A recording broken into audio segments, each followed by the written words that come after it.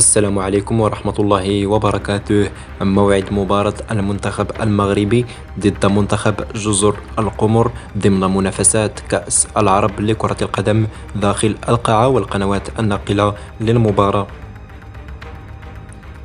يستعد المنتخب الوطني المغربي لكرة القدم داخل القاعة لملاقاة منتخب جزر القمر ضمن منافسات الجولة الأولى من كأس العرب لكرة القدم داخل القاعة، وستجرى المباراة يوم الأربعاء 7 يونيو 2023 في تمام الساعة 12 زوالا بتوقيت المغرب، تونس والجزائر 2 زوالا بتوقيت مصر والسعودية.